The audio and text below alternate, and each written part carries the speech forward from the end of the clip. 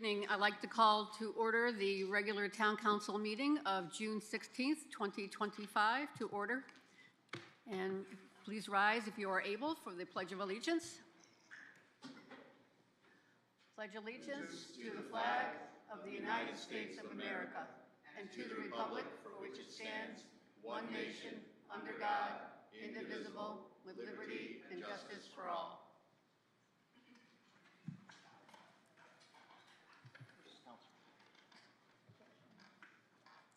Roll call, please. Councillor Willett. Councillor Buganski. Councillor Lewis. Present. Councillor Balboni. Present. Mayor Delnicki. Here. Deputy Mayor Carey. Present. Councillor King. Councillor Fitzgerald. Here. Councillor Pendleton.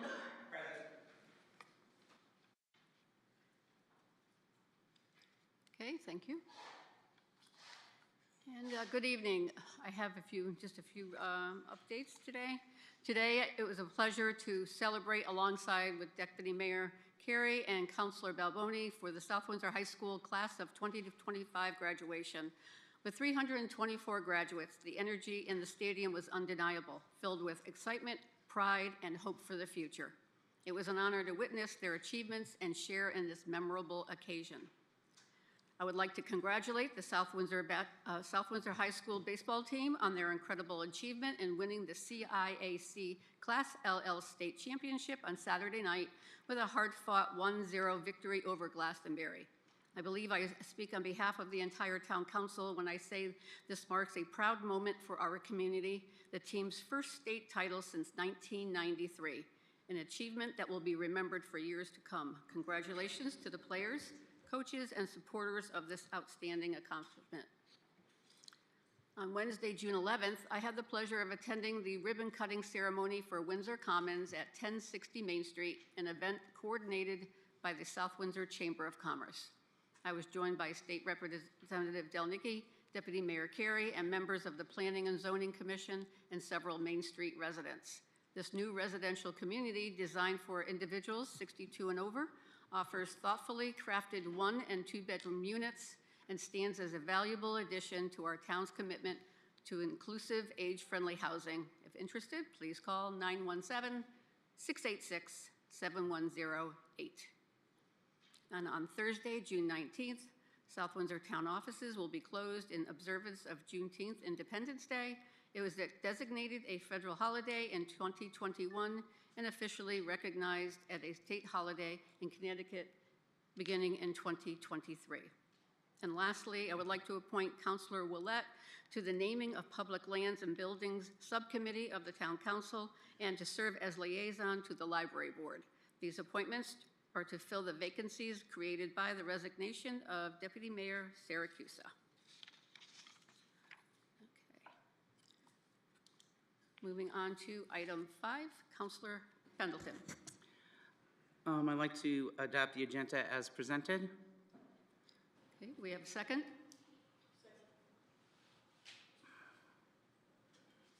Okay, discussion, changes, additions, moves. Councillor Lewis. I'd like to make a motion that we move 13A to follow public input, item number 7 on the agenda. Do we have a second? Second. Any other changes, additions? Councillor Buganski.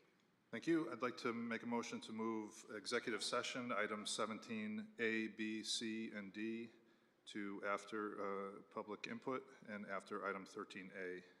Okay, do we have? No, you can't. Okay, all those in favor of the 2 changes for adoption of the agenda, say aye. Aye. Opposed? Hearing none. And motion to approve the agenda as amended. We have a second? Second. All those in favor say aye. Aye. Opposed? Motion carries. Adoption of the agenda has been moved.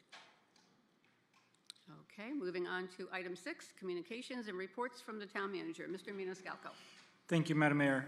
Brookfield Street Waterline, I'm pleased to report that through the collaborative effort with the Rotary Club, Connecticut Water, Parks and Recreation, and Public Works, the water line on Brookfield Street has been installed. I've received numerous compliments on the professionalism and speed at which our staff have worked, and I would like to recognize all those involved in this project. As a result, we now have water access to the Mitchell Fairgrounds as well as a local business, which will benefit multiple public events for years to come. In terms of the Insurance Control Commission meeting that was held on 6/11, our longtime consultant Lisa Daly of Lockton announced her retirement. As a result, we'll have a new consultant at our next meeting for the health insurance and dental portion of the meeting. Kerma also gave a presentation on our workers' comp and LAP insurance. They're offering the town another 3-year rate lock for LAP insurance. This will provide the town more budgetary stability moving forward with increases not to exceed 1.5% next year and then 5% and 5% in the preceding 2 years. They don't offer a 3-year rate lock for workers' comp due to statutory provisions. I attended the CTCMA annual meeting, that's the Town Managers Association annual meeting. The main topic that was discussed, there were actually two. One was about recruitment, specifically recruitment of new staff and the challenges that municipalities are having in recruiting staff, as well as the challenges of recruiting new staff from directly from colleges. That was a conversation led by UConn. And the other portion of that meeting was specifically about social media and the use of social media by managers and how that's panned out and some of the do's and don'ts and how that all comes together. So overall, it was a very good meeting to attend. Lastly, CROG had their annual meeting, which I attended on 6/5. It was remarkable to see the amount of infrastructure funding CROG has brought to the region. Additionally, I was pleased to learn that a former South Windsor public safety professional has secured a position with CROG and is reviewing community readiness. As you can imagine, his assessment of South Windsor's public safety was glowing. So very pleased to see that. With that being said, I'd be happy to answer any questions the council may have. Councilor Pendleton? Okay. Mr. Maniscalco, every Monday we receive a budget update on where we stand with the budget in the various departments, and I noticed today, and we are closing out our budget here shortly, starting with the new budget, July 1. Could you explain, please, a little bit about that budget where some departments are over budget and some departments are under budget, and what happens to that money that's under budget and that's not being used, and then what happens with the money or the departments that were over budget, like building maintenance was $22,000 over. So if you could help us out with that to understand that. Sure. So we're gonna, once the books are actually closed out, we will put together a memo and bring that to the council with a laundry list of transfers, very similar to like what we did last year. And those transfers will cover the different overages from department to department. So within divisions, so for example, within Public Works, they can transfer money within their own department, but they can't transfer money from Public Works to the Health Department, for example. So we need to have the council actually vote to make those transfers. So we will bring that document in. That'll cover from the places where there's excess funds. Those will then cover the departments with overages. At the end of all that, whatever we have as surplus or excess funds, that will get swept into the general fund, and there will be a recommendation probably to either put some of it into our pension fund and or put some into the general fund, or it'll also go into our tax stabilization fund first. So. Sure. Thank you. Councilor Lewis? Thank you, Madam Mayor. Mr. Maniscalco, speaking of a bunch of departments, a lot of people report to you, and I was wondering, your style, do you promote cooperation and collaboration between your managers and meeting together and sharing information and resources, or do you rather keep them more siloed and more under your control? And would you tell me, after you answer, why you are that way? So I think overall, if you have a conversation with our department heads, they are very well aware that they have the authority and autonomy to meet with whomever they'd like to meet with and have meetings with whatever groups or wherever it is that they're invited to go to. I do meet with my department heads on a weekly basis, and And then, as well as our assistant manager, Mr. Roberts, meets with his direct reports, which are some of the departments as well. Through those meetings, typically department heads will report back to myself or to him of different goings-on that happen at those meetings, so that way we can coordinate and ensure that resources are coordinated and managed effectively across departments and across divisions and across the entire town. You're welcome. Okay. Seeing nothing further, thank you.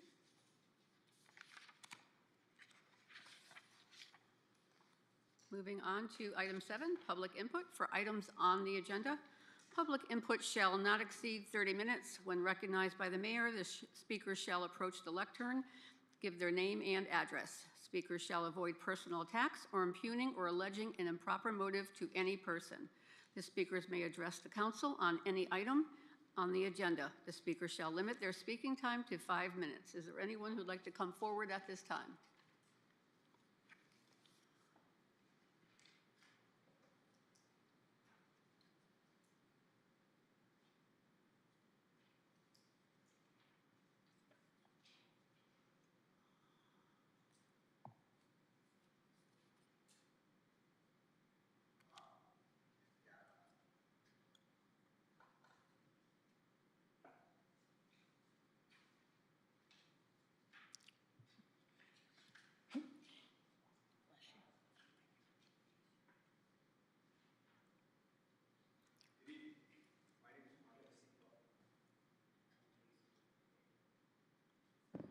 Good evening. My name is Mark DeCianci. I live on 39 Debbie Drive. I'm here to discuss new business 13B, possible referendum for the WPCA. I also serve on the WPCA. It's kind of an issue that I believe should be number one on the referendum. I know what I do when I get up the first thing I do when I get up in the morning. Well, when you look at the budget, I'm sure you're all aware, the increase this year went from $460 to $499. That's a total of $39 increase. Our committee, I think, reviewed it. We tried to make cuts. But for the last 10 years, there's an item that is on that budget. We're supposed to bank, I don't want to say emergency fund or a contingency fund, for $500,000. We have not funded that over the last 10 years. So that increase of $39 in my eyes is not a lot of money. We all know the castle is getting bigger. There's lack of water throughout Connecticut. There's a lack of natural gas. We own the sewer in South Windsor. Not everybody understands that we own the sewer in South Windsor. And saying owning the sewer in South Windsor, we really don't have a bedroom count. By not having a correct bedroom count, you're not going to know the flow of sewage that's going into the sewer that exists in the public system. Over the years, when you look at the building code, the average family was a family of 6, 2 adults, 4 kids. At the beginning of the building code in '72, there was about a bath and a half. Over time, in the '80s, it went from a bath and a half to 2.5 bathrooms. Now we're in year 2025, we have houses with 3.5 baths. With the drainer fixture units, it increases the volume out in the street. So by us not maintaining our system properly and not funding it correctly for the last 10 years of that $500,000, I'm not saying we have to fund that $500,000. If we put $50,000 a year away for the last 10 years, we would have had $500,000. That might have helped us decrease, I believe, our debt. I believe our debt is around $300,000. So I believe, in my eyes, we must put that as the first referendum question. Because without that referendum question being number one, what are the good of the other 4 referendums? We've all seen the problems that MDC, Metropolitan District Commission, has problems over the years. And they had to increase their budget, and they're suffering right now because they didn't fund their budget correctly. I don't want to be like that. And saying this, I would like you guys to take a look at the referendum question and make it number one for the sewer referendum. Thank you for your time. And by the way, I do want to thank Mike, Tony Manafree, and Jeff LeMay, and the crew down on Main Street. They do a great job, and I can't say enough about them. They maintain our sewer, and they keep us healthy. Thank you. Thank you very much. Is there anyone else who would like to come forward? Mr. Kennedy.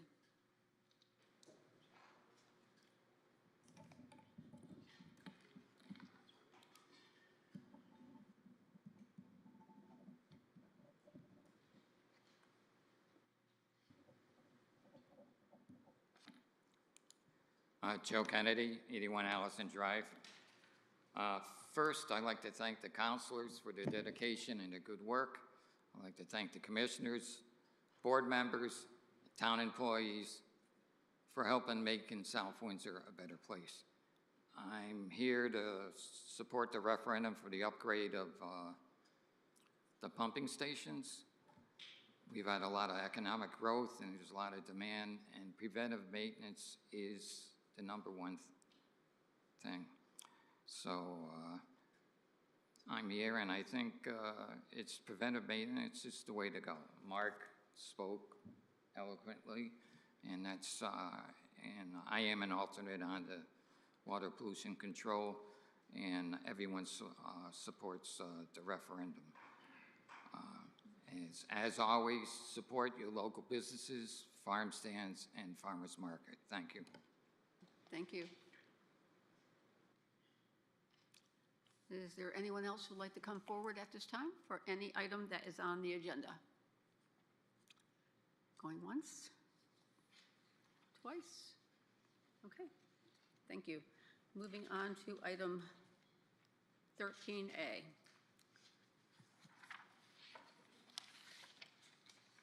This is an update on itemized pricing for ADA, fire, building code, and roof repairs at the Park and Recreation Facility, as more described in Exhibit A, presented by Kathy Doherty, PBC, Tom Akari, QA&M, and Chuck Warrington from Colliers. And so who is going to be making the presentation tonight? Well, I'm going to start it. So I'm Kathy Doherty. I'm the Vice Chair of the Public Building Commission.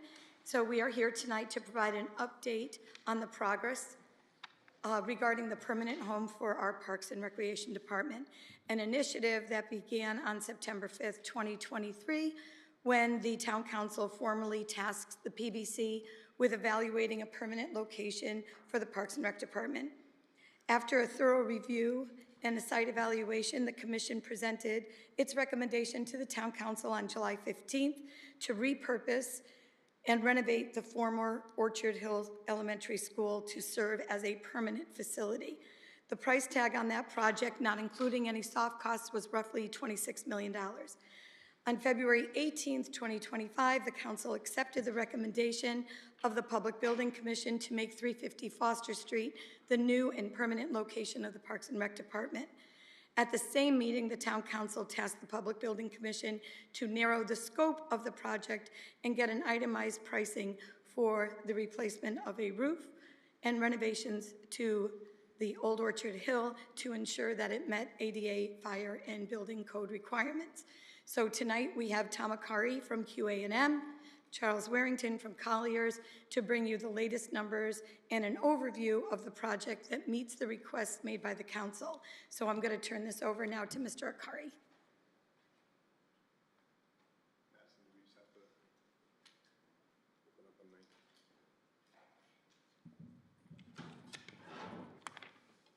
Let's see. Just wondering. I should have, yeah, I think I said everything in there.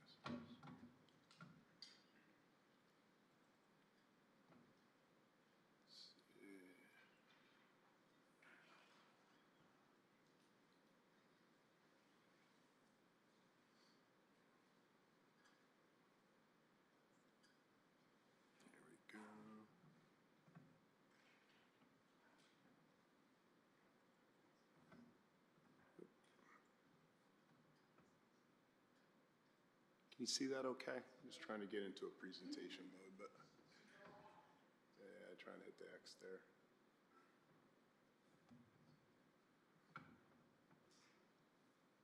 There we go. There we go. All right, Tom. Great. Good evening, Tom Arcari, Principal with QA&M Architecture, 195 Scott Swamp Road, Farmington, Connecticut. Over the last year plus, we've been working with the town regarding the Orchard Hill School, and through various iterations, we have narrowed the scope down to what is essentially the minimum required upgrades at the facility to ensure the stability of the facility and life safety requirements are taken care of at the building. I have the existing plans here this evening that, just for reference, we can go back to these. This is the main level plan. You can see the entrance in the center at the bottom. And on the right is the daycare and administrative side, and on the left is the lower level area. The left side of the building, or the north side of the building, is split level. One of the biggest issues is the upper level, the left side of the building. One only has one legal means of egress. At the top of the page, you can see there's an enclosed fire stair.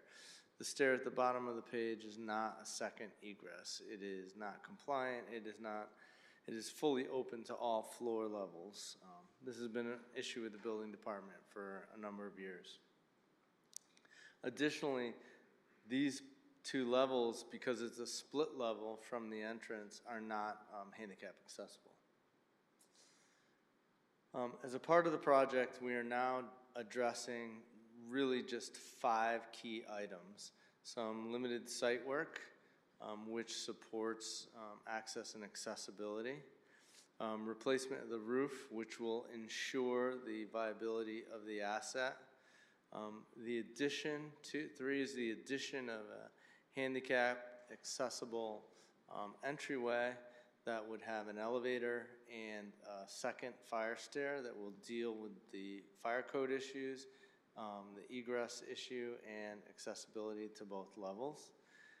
We will be providing new unisex bathrooms, one at each of the 3 levels.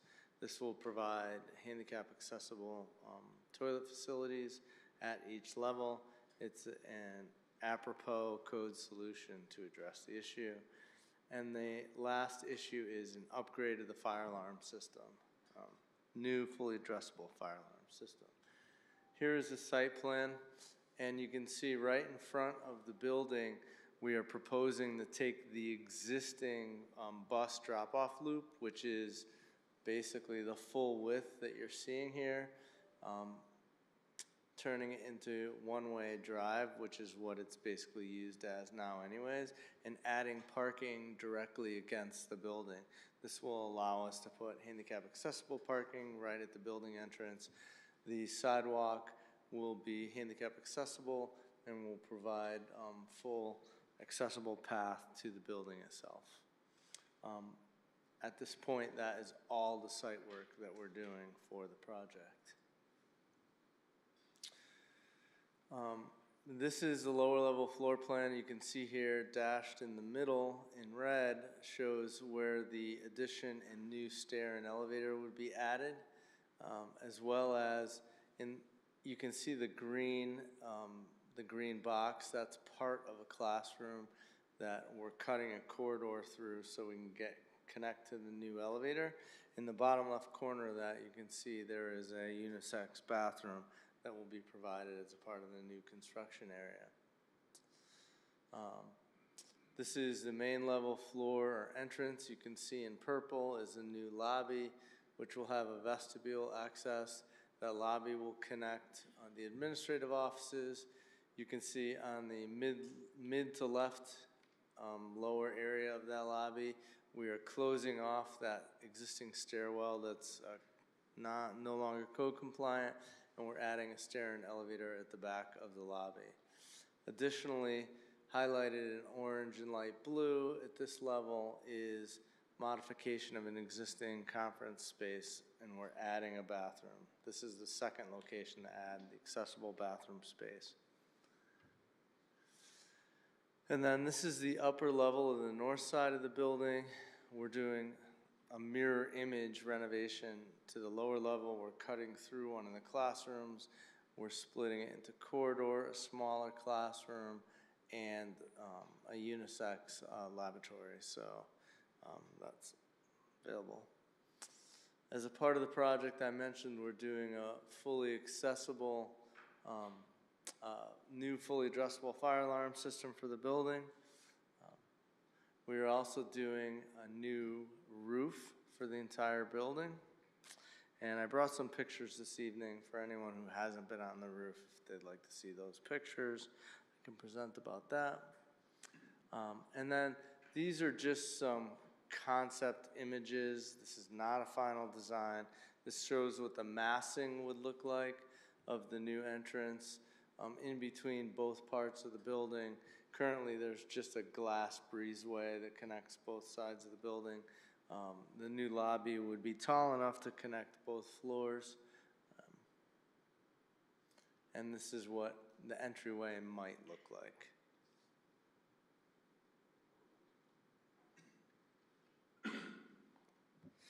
I do have some photos of the existing roof.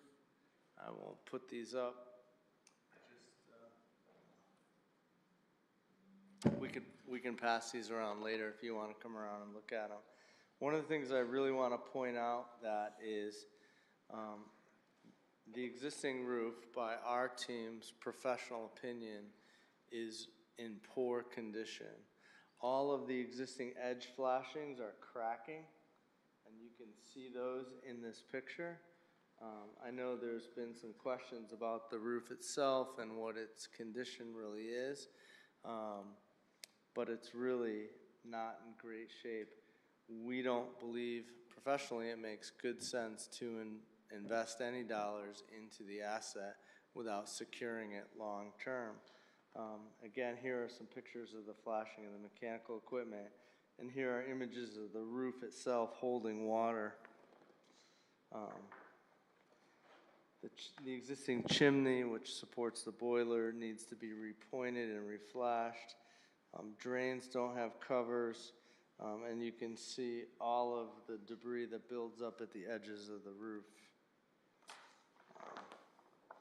So if you want to take a look at these after the meeting, you're more than welcome. I will leave these here. At that point, I'll turn it over to Chuck to talk about the cost components of the project. And then if you have any questions, I'll be more than welcome to come back up.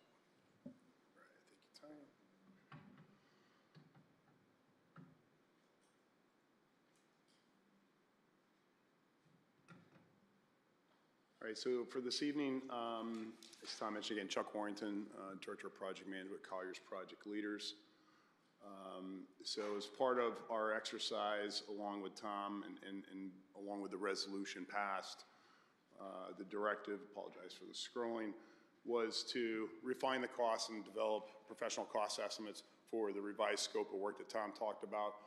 Basically those 5 elements, the roof replacement based upon their recommendation, the lobby, the new lobby that Tom pointed out, the 88 bathrooms, the addressable fire alarm, and then that limited bit of site work. In the screen you can see here, we have 4. I'll scroll down with the site work down below. QAM was hired to retain a professional engineer or professional cost estimator. Pan American Consulting, their professional cost estimator. We see them very much in our industry. A lot of times they estimate major projects similar to the ones we did, all the 4 schools we just built. We work with them on many other projects, so they're very well qualified.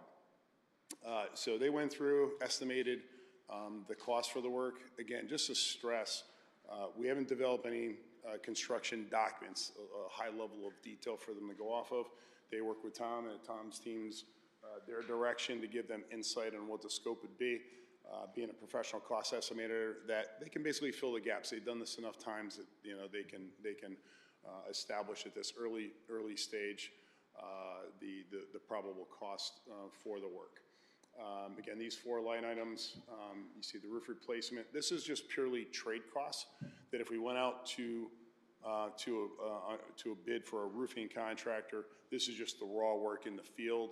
And then down below, I'm going to show you there's a 20% markup for general conditions. The way that PAC put together the professional cost estimate assumed what we call a construction manager delivery. So this is the way they estimate it, with trade costs and then the markups afterwards. We can discuss it later whether or not a construction manager such as Gilbane Building Company did the 4 schools, whether we use a general contractor or construction manager. There's pros and cons to both. So we're assuming a general contractor now, but that can be discussed later, what the best delivery for the work is. Also, just getting on the roof replacement, we were advised of the last PBC meeting. Apparently this roof was replaced back in 2013, in the summer of 13. We were advised of that just recently. I confirmed that with Daryl Crowley at Board of Ed. They provided us the 30-year warranty, as Tom kind of pointed out. Looking at it, we feel, I agree with him, it should look probably newer for 11 years old. Again, we just found out, maybe I have to follow up on that a little bit, but I do have the warranty in place for this facility. Soaktown Roofing in Manchester did the work, and it's a Garland roof system. Typically, they're very good. We're not aware, I don't know if there was any leaks, Tom, reported in the building. I haven't heard of any. But this is done with, if everybody remembers, Pat Hanker, they did it. I guess there was a referendum a couple of years before the 2014 referendum for the school. And it wouldn't have dawned on me, because typically when you're building a new school, many districts will not sink a lot of money into an older facility. But my understanding is that because they were expecting to use it for the phasing for Philip R. Smith as well, it was supposed to be used for Pleasant Valley. The plan changed from 2013 from a renovation to building a new, and Pleasant Valley actually became twice as big as what the original plan. If you look at the enrollment, I think it's around 340, 350. We built to 803, so it's twice as big. So that logic kind of made sense of why they might have replaced the roof. But based on the pictures, I can understand why Tom might have come to that conclusion. But fortunately, we know about it. So this estimate here includes it. I have another one that takes it out so we can compare the two. If you have 19 years left on the warranty, I don't see any reason to replace it, the roofing manufacturer's warranty in it. Down here you see those site improvements, the parking lot improvements that Tom pointed out down below. These are all in thousands, by the way. The roof's just shy of 1.4 million. The lobby and upgrades, $3,125,000. Bathrooms, $228,000. Fire alarm, $345,000, and then the site work, $729,000. A lot of line items here. This is our standard detailed budget. So we use for the schools as well. These are the 20% markups for the general conditions for the contractor. Again, what delivery we use, whether it's a CM or a GC, that could be determined at a later date. Escalation, we've taken it to, assuming sometime next year this might start. We don't know, it's to be determined. I have a schedule I put together, assuming the referendum this November, if it gets put on and passed. Selection of a design team, develop the design, and then sometime next year, might be summer or fall, to get going with the work for that. So that counts for about 4.5% escalation. What we don't know is what's going on with these tariffs. That's the one thing we can't predict. We're going off the information we have at this time for the budget. We're not including any we call furniture, fixtures, and equipment. It's typically the desks and chairs and filing cabinets. We're not including anything in this work for it. As we go down to the second page, fees and expenses. Architect's fees, that's to design the work. We included a budget for a hazardous materials consultant, so if there is any asbestos or any other hazardous materials, we can address that, get that taken care of properly. We're assuming code reviews would be by town staff. Oversight, that's a budget for our services if it's used, and we didn't do a full-out schedule, so that's just a placeholder for that. I think it could be done much less than that, but I just wanted to put a placeholder in for it. Building commissioning, if there was building envelope or any verification of the system's working properly, put a small amount in there, small legal fees. And then all the other expenses in here, materials testing, if there's any moving or relocation. Again, these are really to be determined. The biggest thing I want to point out is that we don't have financing and bonding costs. We typically, once a budget's approved, we'll do a cash flow. We'll provide it to the finance department. They'll work with bond counsel and give us that number because every town varies greatly, believe it or not, how much bonding costs they'll carry. South Windsor is heavier than a lot of other towns we've seen. It depends, again, on the bond counsel and how you finance. It's like our own house budget. Everybody finances differently. So we will do a cash flow and give it to the finance department to provide to us. And then finally, owner's contingency. We always need that. That's important. Roughly $800,000 for owner's contingency. So with all the 5 scopes of work, we're forecasting a budget of $9,345,000 for all of that work, fees, expenses, again, excluding bonding costs. And then if we were to remove the roof scope and the associated general conditions, it's roughly $2 million less, about 7.3 million. So I think I'm already at the bottom of the page there. So same format, 7.3 million without the roof. So again, that assumes a referendum this fall and proceeding in design and starting construction, probably next summer, about this time next year for that. So with that, turn over for any questions. Yes, Mr. Warrington, I have a question regarding the roof, because I've heard scuttlebutt and Yeah. that it was a newer roof. So you said close to 2 million, so number one, letter A is 1,360,000. Where do I find the dollar? The remaining balance on that? Yeah, I know it's somewhere in here. Yeah, sure. Let me just make sure I get the rate. So the 1.3 is the trade cost. And then the other major portion of that, apologize for the scrolling, 272,000 for general conditions, which is 20% of that value. And that was a discussion we had amongst ourselves. It could be 15 to 20%. We carry 20% here. And then the remaining is there's the escalation that got taken out. There's a percentage on that. Okay. And then also the architect's fees. We use, I think I used 8%. The architect's fees would go on as well. They were 578,000. 578,000 in the full, and they would have gone down to 442. So those are the major buckets, and then owner's contingency is a percentage base as well. So they all kind of cumulatively add up to that $2 million. Oh, so if we say cut the roof, it's basically just $2 million less than this I'm looking at 9 million. the total project budget would be $2 million less without the roof. Okay. Design fees, general conditions, escalation. Okay, I like the sound of that. Anybody, Councilor Balboni? Thank you, Madam Mayor. I also invited Clay here from the building maintenance because he's actually the one who pointed out the roof issue, being only 11 years old. And I was just wondering if you had anything other to add to anything else along this whole situation. I know Chuck stole your thunder with the $2 million savings and everything. That's fine. Director of Facilities, Clay Major. So the only other thing that I had mentioned during our meeting on Wednesday night was that the fire alarm was a fairly new system. I don't recall right now if it's an addressable system, but it was a fairly new system. I believe it was put in right before the Board of Ed turned the building over to us, maybe a year or two before then. So it's not like a 20-year-old system, but that's the only other thing I really wanted to add. So the fire system might be able to be upgraded as opposed to completely replaced? Yeah. And how would we be able to look into that and get a solid answer? You would speak to the Public Building Commission and ask them to do some more work. Okay. Maybe? Perfect. Anything else? No, sir. All right, thank you. Thank you. Stay put. Yeah. I just, if you don't mind, thank you. Councilor Lewis? Thank you, Madam Mayor. How do we find out if the company that warranties the roof will fix some things? I'm sorry? I'd like to know how we find out if the company that did the roof work in 2013 will come and do some fixing. So I think there's a little, how do I put it? So here, I'll just give you the facts, right? So every year, every roof in town is inspected by Garland because they have almost every roof, and they've built almost every roof or refurbished every roof, like the library, now the town hall, the town garage 2 years ago.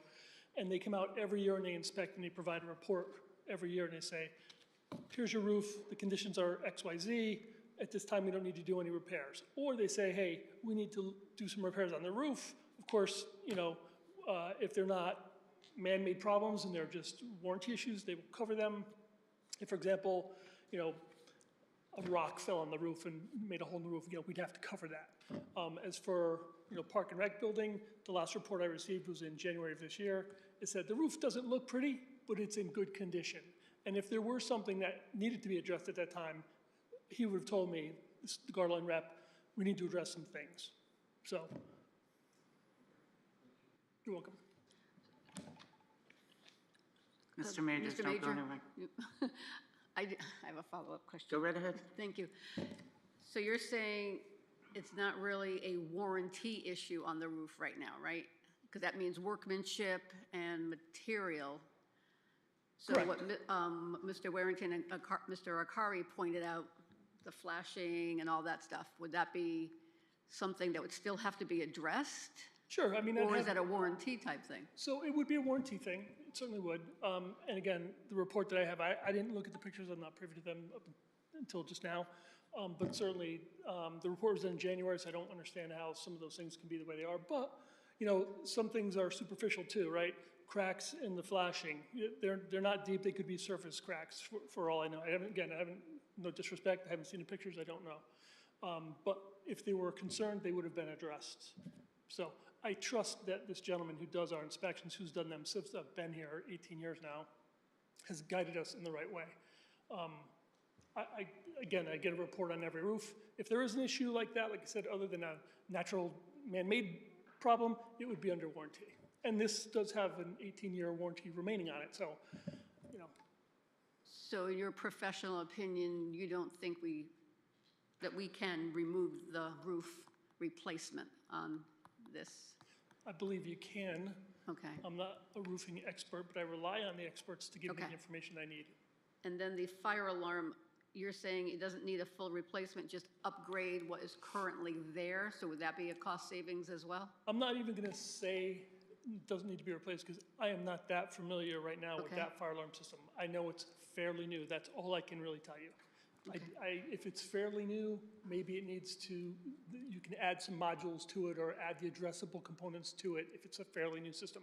If it were older, certainly you couldn't add the addressable components that Mr. Carr was speaking to. Okay. Councilor Pendleton. Thank you. This is great. I'm sitting here listening to this. I'm glad we're having this meeting because it's bringing to light some information that we have some choices on and some options with. You have a copy of that contract for the roof, Mr. Majors? The warranty, yeah. Yeah, the warranty you do? Yeah. Okay. And if I could ask Mr. Roberts, if that was not done by CIP money, that was done by a referendum, or was it done by capital improvements money? Do we know? Referendum. Do we have that information put into our system of the new files for the CIP and when that roof was put on and how long it's to last? Maybe we can get that information put in there. You know what I'm saying? With that one software program that we have. And that would be helpful going in the future, knowing 30 years out, when is that roof going to be due again, or when was it repaired, or even if it's repaired, we can put those notes in there too and see how long the repair should last. So this is bringing to light a lot of information. Who would be doing the fire alarm system checks? Would that be Mr. Summers? No, we have a contractor, a vendor that comes out and does that. They test the fire alarm system annually. They test this. There's no sprinkler system, but they test all the devices annually. Okay. And the last time it was tested was a year ago? Last year, 2024? Do we know? I could look it up. It's in my work order system. I don't know off the top of my head. And maybe I'm they sorry. have a recommendation on upgrading it and what it would cost? No, they wouldn't have made a recommendation because it's a fairly new system. They wouldn't make a recommendation to replace it. Oh, to replace it? They would not have made a recommendation during their inspection to replace it, no. But they could recommend for us to upgrade it somehow. Yes? And the cost of that? I suppose they could. I don't know that necessarily, they're testing an inspection company. They don't. Oh, they're not replace they're not the systems per se. installer people? Yeah, they don't, yeah. Okay, okay, There are several companies that obviously do that. okay. Well, apparently, in my mind, logically, what we have there presently would not be enough for what is being proposed for renovations of that building. We would have to upgrade the system to include the new renovations, you think? That's what they're proposing. I think the system needs to be looked at thoroughly to better understand whether or not it can be added onto or needs to be replaced. Okay. So many questions, okay.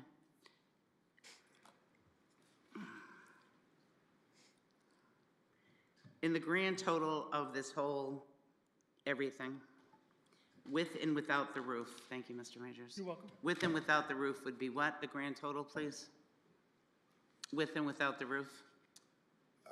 Without the roof, total project budget, without bonding and financing costs, $7,332,500.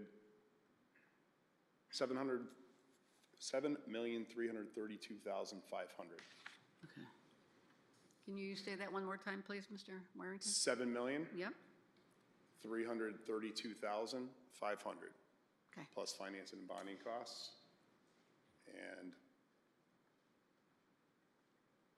including the roof and all associated markups and percentages, $9,345,000. And where do you see that 9 million number on your paper? So in the That's on the bottom backside? right-hand Oh, corner. on the right, on the black, front? Yep, Got it, thank you. yep, Okay, and all in thousands. got it, thank you. Okay, so this is with roof, all right. Okay, thank you. Deputy Mayor? So the one area, though, that's new, right? That one area they were showing where it's going to have the elevator and stuff, that will need a roof because it's new, correct? That'd be all brand new, yes. New structure, new foundations, new elevator shaft. Basically, that whole area would be new, and then we'd have to tie it in with the existing building, of course. Okay. And so that's included in the 7.4? That's in both numbers. That's included with both. The only difference is the roof because of the new information we found. I felt it would at least have the information available for this evening too, if we didn't replace it versus replacing it. Okay, thank you. So that new number, $7,332,500. Just, We don't do the roof, that's what we're projecting. but the other new piece has the roof, okay. Yes, Got it. Correct. I have one more question. Money is money. I have one more question. Counselor Pendleton? Thank you. Mr. Maniscalco, with the bonding and the financing of this, and I know you can't predict what the bond would be for the total cost of the project, let's say without the roof, because we have a warranty that if we have discrepancies on the construction, they should be addressed. But say the 7 million in the bonding and what its going rate, it could be, could you get back to us with a number, please, on that? What it could be from this number to that number maybe, and speak to Patty about that?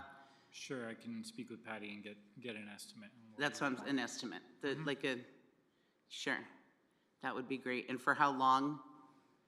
Because that's going to impact our debt when it comes to our budget.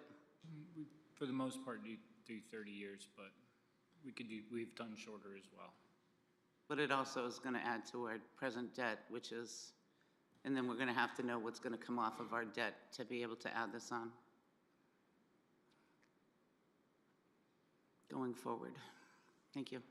Yeah, those will be good numbers to have, so we can bring, since these are new numbers tonight, and I wish we had if we can get copies to the council of the diagrams that you had today, that would be great, so we can have, and then we can bring this up as a discussion at the next meeting, so we can go over all the numbers and then make the recommendation going forward for referendum. Yeah. That would be great. Okay, thank you very much.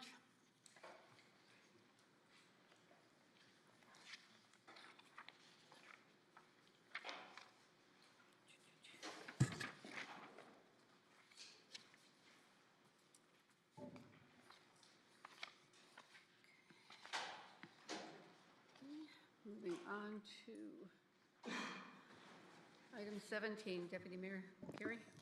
I would like to make a motion to go into executive session and invite Town Manager Mike Maniscalco, Assistant Town Manager Mr. Roberts, Attorney Corella, and Vanessa Perry.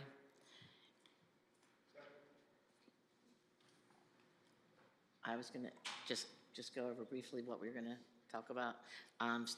To discuss Strawberry Fields litigation, discuss personnel issues, Local 1303-466 of Council 4, AFSCME, AFL-CIO Pollution Control Employees, discussion of job classification and fringe benefit description for non-bargaining unit members for fiscal year 25-26 through 27-28, and personnel issue, Mike Maniscalco's town manager evaluation. Council will return following the end of the We executive. haven't taken a vote yet, Oh, sorry. Council Deputy. All those in favor, we had a motion, we had a second.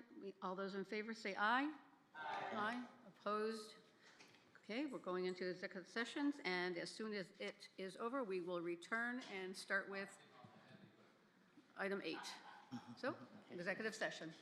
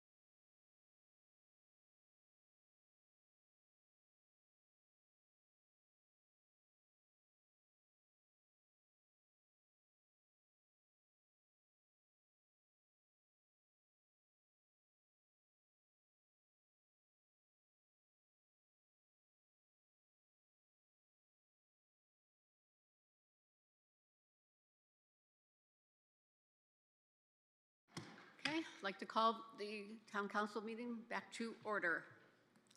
Moving on to item 8, adoption of minutes of previous meeting. Councilor Fitzgerald. Thank you, Madam Mayor. I move adoption of the minutes of the previous meeting. Be it resolved that the South Windsor Town Council hereby approves the minutes of the regular town council meeting of June 2nd, 2025. Okay, we have a motion, we have a second. Any changes, discussions? I have one. On page 7 of the minutes, under new business, 13A, the resolution nominating Carolyn Carey as deputy mayor. The motion was made by Councilor Balboni. The second should be Councilor Buganski. And any other changes? We good? Councilor Pendleton? Nothing? Okay. All those in favor of the minutes amended? All those in favor, say aye. Aye. Opposed? Motion carries. Bless you. Moving on to item 9, communications from liaisons, officers, and boards directly responsible to the council. Okay, nobody has anything? I do. First time in a while. Inland Wetlands Agency Commission is meeting this Wednesday, June 18th, for new business. There's a discussion item on the agenda for change to the minimal impact fee process, which is effective July 1st, 2025. Item 2 for discussion about the wetland filling on Chandler Drive from Hurricane Henry in 2021 and FEMA funding. And item 3 is determination of a public hearing, application 25-28P, Estates at 100 Oakland, Senior Residence Development, Inland Wetlands Agency Conservation Commission application for a site plan approval for construction of a 69-unit senior residence development, including a roadway with a bridge crossing, grading, tree clearing, stormwater management, and associated utilities on properties 34.4 acres located at 15 Peterson Way, 80, 90, and 100 Oakland Road, AA 30, rural residential zone. I believe the road is going to come out on Oakland Road somewhere between the 80, 90, and 100.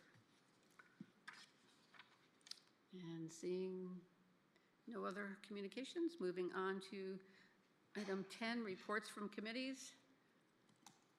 Seeing none. Consent agenda, 11A, no first reading. 11B, Deputy Mayor Carey. Motion to approve 11B1 through 11B2 as a second reading on the consent agenda. Resolution appointing Christy Shaler as a member of the Social Justice and Racial Equity Commission. Resolution appointing Despina Buganski as a member of the Planning and Zoning Commission.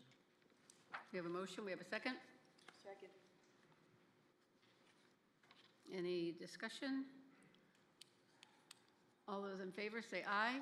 Aye. Opposed? Abstentions? A roll call, please. Councilor Willett? Yes. Councilor Buganski? Councilor Lewis? Yes. Councilor Balboni? Aye. Mayor Delnicki? Yes. Deputy Mayor Carey? Yes. Councilor King? Councilor Fitzgerald? Yes. Councilor Pendleton?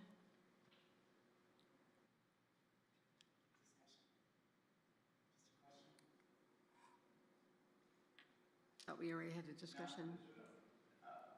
Okay, yes. You're talking about that form again? I am. This came with an email, correct? That's the one that because it was the first reading last week, or 2 weeks ago, yes. And we had the email that, yes. Okay. So that was what, 7 yeses and 1 abstention, right? Okay. Motion passes. Thank you.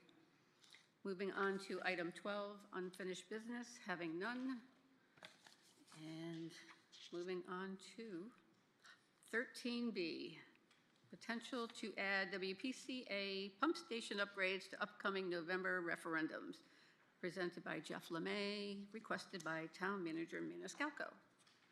Mr. Lemay. Thank you very much. Good evening, Madam Mayor and members of the Town Council. See a lot of friendly faces out there, which makes this a little bit easier, slightly less nerve-wracking. I am here tonight on behalf of the Water Pollution Control Department and the WPCA, and I'm here to discuss the improvements to Benedict Drive, Clark Street, and Pleasant Valley pump stations. So what I'm here to discuss is the upgrades to these 3 stations. Let me see here.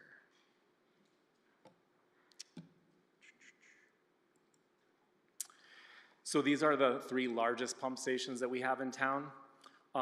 Clark Street at 1.1 million gallons of water per day, Benedict Drive at 370,000 gallons of water a day, and Pleasant Valley at 150,000 respectively.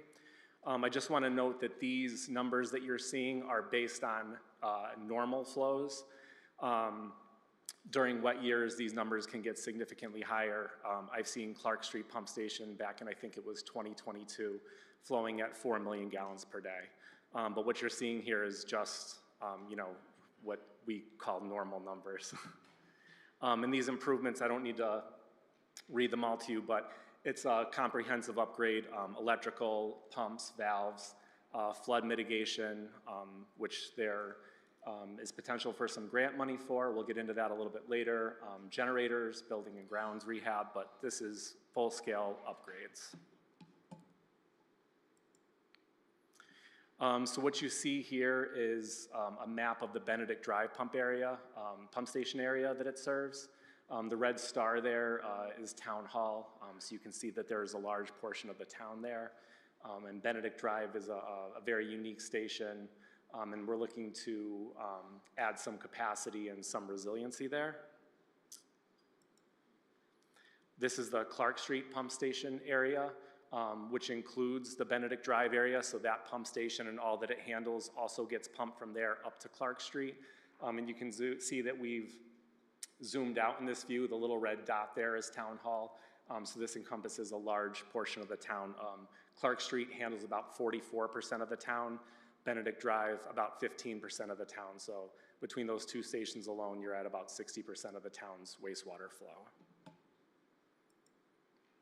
And then last but not least, we have Pleasant Valley Pump Station, which handles about 6% of the town's flow, and this is just a map showing that area as well. And then moving on, these are the cost estimates. So between engineering services, the design of which has already basically been completed, the construction costs for the 3 pump stations, miscellaneous expenses, contingency, which we have at about 10% here, interest and financing fees, the estimated cost, and this is just a projection, $15,225,912. That dollar amount is not considering what's grant eligible yet. Those grant eligible funds, I'll get into really in the next slide, but through Connecticut DEP and the Clean Water Fund, it looks as though Clark Street and Pleasant Valley would be eligible for flood resiliency grant money. At about $1.18 million of that would be grant money. But again, the ask here for the referendum question would be for that full $15 million plus amount of money, because we can't necessarily count on that grant money until we have it. So that would be the ask. And so just digging a little further, again, I'm here speaking on behalf of not just the Pollution Control Department, but the WPCA. So the request is for a referendum question to adopt the Clean Water Fund loan. So essentially what it is we've already, through the Clean Water Fund process with Connecticut DEP, we presented these projects. We found that they are Clean Water Fund eligible. So that would be a low interest bond at 2% for a 20-year term. partial grants being available. Like I said, it's about $1.18 million. And a referendum is required for that. So that's essentially what we're here asking for tonight, is for that question to be put on this November's referendum. And public hearing would be required. And just to give you an idea of the alternatives that were looked at, there is a statutory bond option. That's also a 20-year term, but that's at a 4% interest rate. So I think if we're looking back at the previous slide, interest on that 2%, we'd be looking at about, let's call it $2.7 million. Obviously at 4+%, that's significantly higher than that. And then the other portion of that is that in order to utilize those clean water, in order to utilize the Clean Water Fund grants, we would also have to take the Clean Water Fund loan. We couldn't say we want to fund it through a statutory bond and then take that Clean Water Fund grant. It doesn't work that way. So we'd be missing out on that. And then the other option would be funding it through capital funds, but that would create a very significant increase in our wastewater fee, and that's not something that the Water Pollution Control Authority was considering. I do just also want to note that a couple different things here. One is that this is part of our comprehensive capital improvement plan, so this is something that Tony and I, Toby's very familiar with this, with our plan that we have worked out, and that this would be funded through sewer user fees. This would not be funded through your general taxes. So just wanted to make everybody aware of that as well. I think that covers everything that I wanted to, but I'm happy to answer any questions that you all may have. Okay, this slide here. No. Oh, sorry. Yep. Yep. That slide there for the Clean Water Fund, is that that's the $15 million, right? Yes, and Okay. again, that's a projected number. So that Right. 15 million, let's say we get the grant money, ends up being around 14 million. And that's just projected. That's a number that we're kind of being heavier handed on, not really knowing with material costs and construction costs and what we're going to get in there. We just want to make sure we don't want to ask for too little and then have it come in higher. But whatever that referendum number is, let's say, that gets put up as a question and it gets passed. If the stations only cost $12 million, then that's all that we're borrowing. We're not borrowing the 15+ million, so that number is just a projection. And then the previous slide Sure. before that shows the 15 Yep. million. The middle column, the grant eligible. Those Yes. are the only three things that are eligible for a grant, or? Yes, because so Clark Street and Pleasant Valley are in, I'm gonna forget the terminology, but basically they're in flood risk zones. So there's work being done through the upgrades. I can tell you that at Clark Street Pump Station, for example, that everything is kind of being built up there so that the electrical and the generator and everything is outside of the flood zone, and similar in Pleasant Valley because of that, where that lies. So because that work is contributing to flood resiliency, there's grant portion money associated with it, where Benedict Drive does not fall into an area that is considered at the same risk of those two pump stations. And with the upgrade to the Benedict Drive one, because I know there's an alarm that goes off every so often over there. Yes. And Yep. yeah, we know that one, right? Yes, we do, certainly. So there's no way to get a grant for that one? Is it because it's not in the flood zone? There's no grant money. Yes, essentially there's no grant money available for that. And I'm not sure, there may be, I didn't fill out I think Tony did the Clean Water Fund application for that. So I know that the only things that these stations were eligible for was the flood mitigation for that grant portion. But Benedict pumps up to Clark. It does, correct. Okay, which Yes. puts Clark at more of a capacity because of Evergreen Walk and all that stuff. Yeah, and Clark Street, just so everybody's aware too, we are doing a sewer evaluation study right now to find out where all of our extraneous flow is coming into that sewer shed.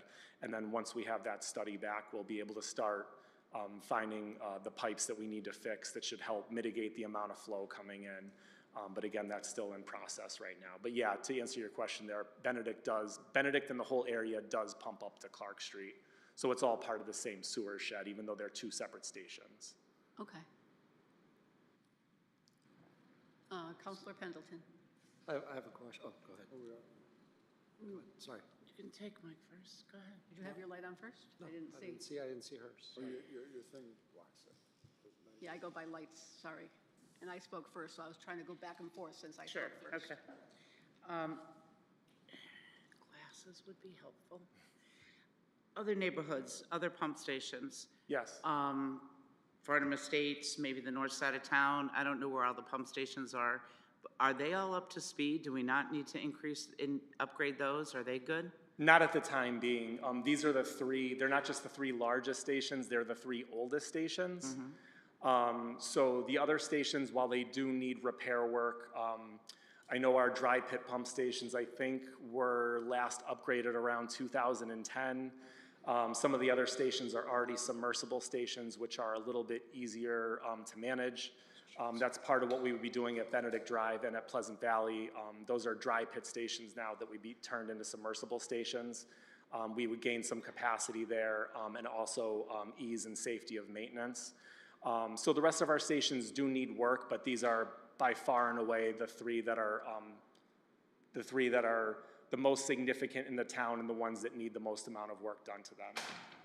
I would hate to see us fix what you're saying that we need to fix, because these are the three that need the immediate attention. Sure. And then 5 years down the road, since you're already saying that they're, what, 15 years? I guess we're getting there, yeah. So that concerns me. Sure. Going forward and having to come back for another referendum on the rest of what's in our community. I don't know how many that would be. That's you guys. Just thinking ahead. Yeah. You know what I mean? If you're going to do them, why not do them all? And forgive me for saying it that way. I just don't see the point of doing some and piecing some and then coming back 5 years later, 2 years later, and saying, hey, we got to fix these now. You know what I mean? Sure. We do have it part of our, if I had our full capital improvement plan in front of us, okay. You would see that as we get further away from those upgrades, it is part of the plan to continue upgrading those stations within that 10-year CIP plan.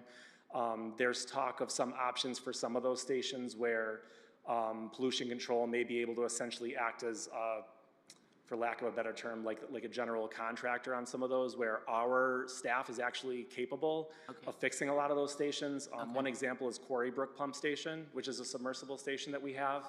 And we just replaced both Quarry Brook pumps with more efficient pumps at that station, and we did that ourselves. We purchased the pumps and then we installed them. We had a little bit of help from the manufacturer to install, but we were able to handle that on our own. So it's not that they're not in our purview, and I think it was, I don't know, it's got to be 7 or 8 years ago now. Don't quote me on the amount of time, but we did have a comprehensive study done with Wright Pierce as to our pump station condition, and essentially, they were able to list them out, and we used that report moving forward to decide what should get upgraded when, and we already knew that these are the stations that were at most need, but they just kind of confirmed that. So we're aware of those other stations. I can tell you that these are the three that keep me up at night. Okay, well, let's not have, you need a good night's rest. Yes. So I understand what you're saying. Thank you for that. Yes. And the rest that are out there, and you have a repair replacement, Yes. something scheduled for those? Okay. Great, that's good to hear. Next is, I don't have a memory on a year. I'm going to tell you probably, I'm going to give you maybe 12 years ago. Okay. Maybe. Could be more. About 10 years ago, there was a group of folks that got together to do a study on WPCA. Okay. And the fees. And we came up with a number that was the middle of the road. It wasn't low, it wasn't high, it was the middle of the road. Gentleman came up and spoke this evening about funding and how the money is going up. And you guys have I'm going to call it a contingency account, probably not, it's something else that you guys call it, your $1 million fund or whatever. Reserves, yeah. Reserves. Yeah. And what that amount that was chosen at that time, with a consistent, keeping it the same every year, would have funded the reserves, but it would also have helped with something like this, I'm presuming, and it didn't happen. it didn't happen with our steady, it stayed low, the number 400 or 425 or 415 or something like that. And, you know, very similar to the Board of Ed, if we fund it consistently over the years and not have the spikes and the dips and the spikes and the dips, and you guys have, you know, some lower reserves now, yes? It's not funded? I don't want to speak too much to that. There's definitely money there. I would feel much more comfortable with Tony probably speaking to how he feels about that. I know that at least I'm going to get the terms mixed up because the capital reserve, I think, is actually our operating reserve. I believe that's fully funded. I think that the replacement reserve is the one that is maybe not considered to be so. But I don't feel comfortable. I'd much rather have Tony speak on that. No worries, I thank you. appreciate it. But I just wanted to point it out with thinking ahead, you know, and that's why I brought this up with thinking ahead and fixing the other ones around town. I don't know how many we have, that's you guys, and you have a plan for that. We do. Think ahead, and how are we gonna fund that going forward? Will it be one this year, and then 2 years down the road, we'll do another one? Will it be, you know, a replacement, repair, you know, thing like that? Sure. So, do you know what I mean? I do, yeah. Does that come out of your reserves? Will that come out of the town? Will it come out of CIP? I don't know. Right. You and know, I think just we to need, think ahead. Yeah, I agree. And I think that, you know, even we have a plan, right? We have our capital improvement plan, but we don't necessarily know for sure what things will look like either. I just can tell you with 100% assurance that those are discussions that Tony and I have regularly. And that the other stations are certainly in our purview. You know, we fix things at those stations as they come up, but they're not in the same need of repair. There's some stuff at Clark Street and Benedict Drive and Pleasant Valley that our crew is not capable of doing. Got it. And so again, that's where those are critical areas that are more in need of update. By the way, Pleasant Valley looks very nice. Thank you. So that's my neck of the woods, but thank you. Thank you. Sure, thank you. Councilor Willett. So I understand this is just an estimated cost analysis, but on the right column, would we be saving the interest and financing fees if we're not financing that 1.181? So would there be incremental savings there a little bit? That, I did not put this slide together. I'm not sure. I'm not 100% sure how he did that. So I'm not sure if he's just carrying over that number and that was including the 1.18 or if it's not. But yeah, I'm gonna guess he based that number off of that $15+ million one. So yeah, in that instance, of course, it would be lower. Yeah, it looks like it'd be about 207 grand. Yeah, so that makes sense to me. Yeah, but again, Tony put this one together. Yeah, all good. It's Sure. just a placeholder. Absolutely. Thank you. Thank you. Just one more question. Oh, sorry. Deputy Mayor? Thank you, Madam Mayor. And when we're talking about Clark Street, there's a number of developments that have like already been approved through planning and zoning, Metro Realty on Deming, the new Evergreen Walk, Foster Street that they're building. Are those developments taken into consideration when we're thinking about the volume put through for Clark Street? They are. So, and then that's part of, you know, things have to come through the WPCA, obviously, for us to be able to, not for us, I'm not the WPCA, right? But for our commission, who's looking to Tony and myself to determine whether or not we can handle those flows.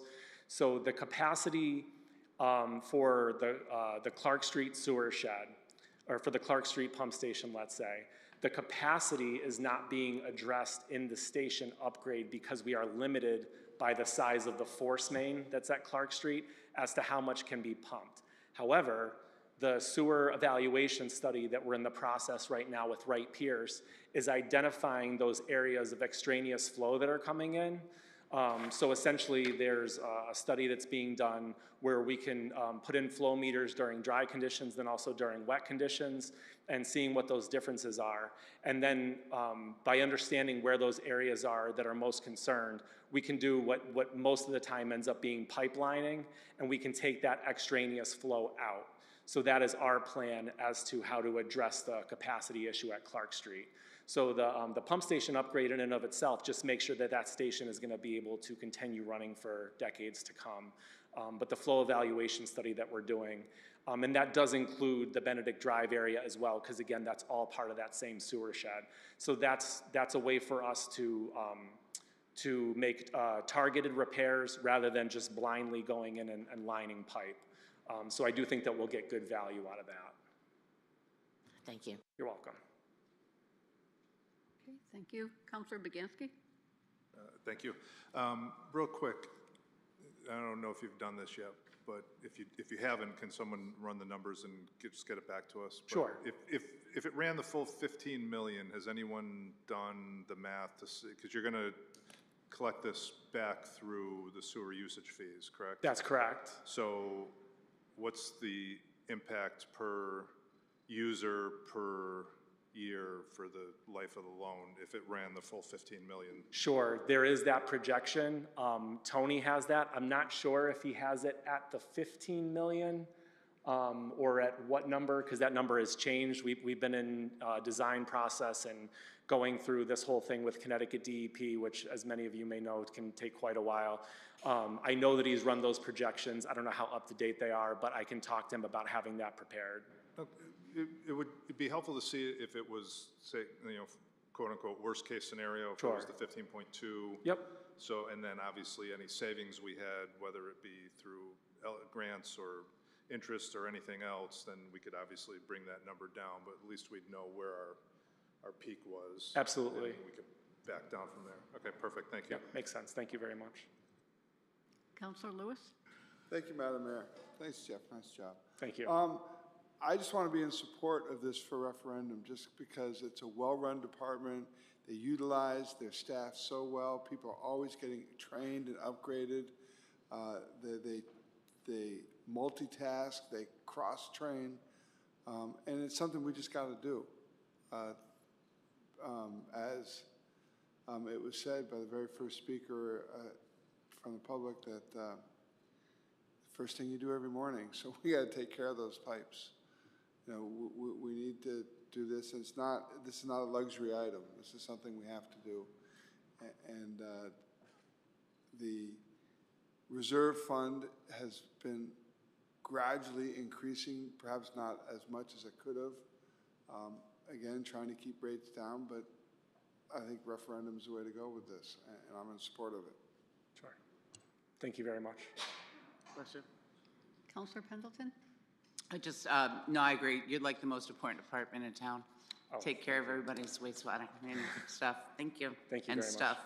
Mr. Maniscalco and council members, we received an email from the town clerk that states that our referendums need to be completed by September 5th. So knowing that we have July, 2 meetings, and we're off in August, and then September 5th is our first meeting, we have to hustle in getting the referendums and discussions and questions answered in the month of July. So if you could please have Mr. Manfrey come back to answer some of our questions, give us some numbers, and let us know what we're doing here. There's a couple, like I said, there's a couple of referendums that would be coming forward. So we really need to focus on those in July, I'm suspecting. So we can wrap it up and be ready to go for September 5th. Correct. I'm expecting during July, we're going to be talking about, at least getting some type of consensus from the council to move forward with probably 4 referendums from what I can count. The idea is that you have to have voted for September on the resolutions, so that way she knows what needs to go on the ballot and get that off to the Secretary of State. I think your first meeting in September is before that date that she needs it by, if I remember correctly. So you may be getting down to the wire in terms of at that first meeting in September actually voting, but I think sometime between the end of July and your first meeting in September, we're going to have to be talking about actually passing resolutions associated with referendums, if that's what everybody wants to do.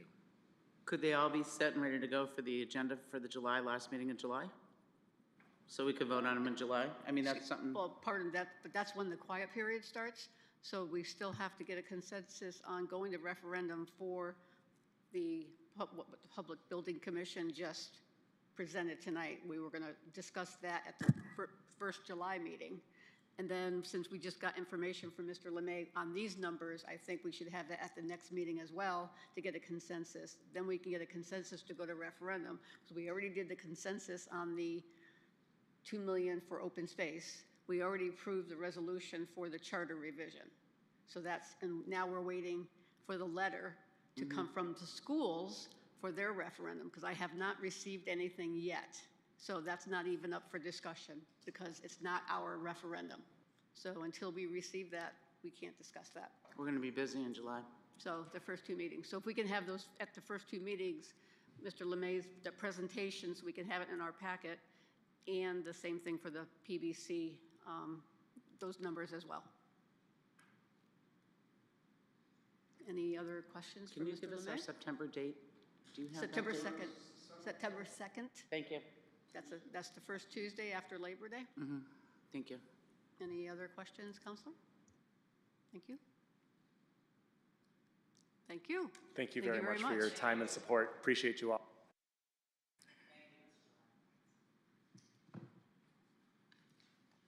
Okay. Moving on to 13C, Counselor Boganski. Thank you, Madam Mayor.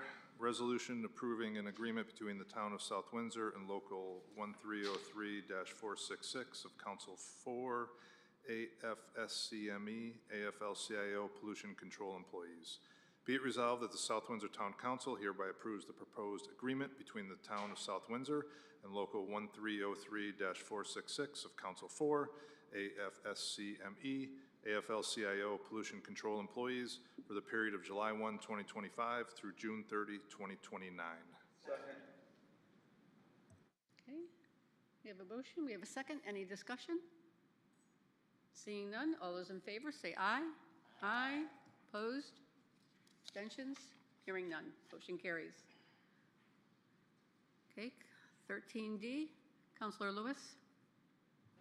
Thank you, Madam Mayor. Resolution approving the job classification of fringe benefit description for non-bargaining unit members for fiscal year 2025, 2026 through 2027, 2028. Be it resolved that the South Windsor Town Council hereby approves job classifications and fringe benefit description for non-bargaining unit members for fiscal year 2025, 2026 through 2027, 2028. Okay, we have a motion. We have a second. Any discussion? Seeing none, all those in favor say aye. Aye. Opposed? Motion carries. 13E, Councilor Fitzgerald. You drink your water? I got it. Thank you, Madam Mayor. Resolution waiving the bidding process. Whereas Connecticut General Statute Section 4A-53A allows the Commissioner of Administrative Services, hereinafter the Commissioner, to serve as the contracting agent for a group of 3 or more municipalities that seek to purchase supplies, materials, or equipment upon the request of the such group, provided that 1, the Commissioner determines that the group will achieve a cost savings through the Commissioner serving as the contracting agent, and 2, such cost savings are greater than the administrative costs to the state, and whereas Connecticut General Statute Section 7-148V subsection B allows the Town of South Windsor, hereinafter the town, to purchase equipment, supplies, materials, or services from the list of eligible entities listed in the statute, and whereas the town is constrained in its ability to purchase equipment, supplies, materials pursuant to Town Charter Section 714, and whereas pursuant to Section 714, the town has a $5,000 cap on purchases without the town manager inviting sealed bids or proposals or getting the town council to waive such bidding process.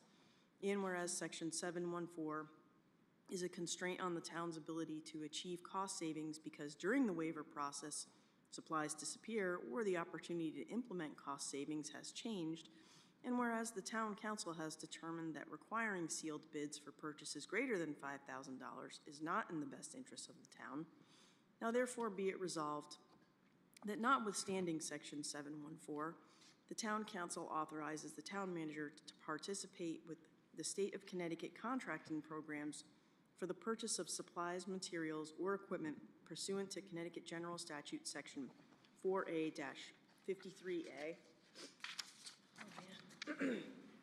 Be it further resolved that notwithstanding Section 714, the town council authorizes the town manager to purchase equipment, supplies, materials, or services from the list of eligible entities listed in Connecticut General Statute, Section 7-148V, subsection B. Further resolved that notwithstanding Section 714, the town council has determined that the $5,000 threshold requiring sealed bids for the purchase of equipment, supplies, or materials is an impediment to the efficient operations of the town and is not in the best interests of the town, and hereby authorizes the town manager to waive the bidding requirements for the purchase of equipment, supplies, or materials for contracts valued at $25,000 or less from July 1st, 2025 through November 30th, 2025. Further resolved that nothing in this resolution shall abrogate the provisions of Charter Section 1001 requiring disclosure of financial interests by any elected or appointed town official, board or commission member or employee. Take a breath. Okay, we have a motion. We have a second. Any discussion? Could you repeat that? Counselor Pendleton. We love those kind of resolutions. Mr. Maniscalco, 2 questions. Or Mr. Town Attorney, why do we have to vote on this every single year when it's already written in our charter? Is it written in our charter that we have to vote on this every single year? That's one question.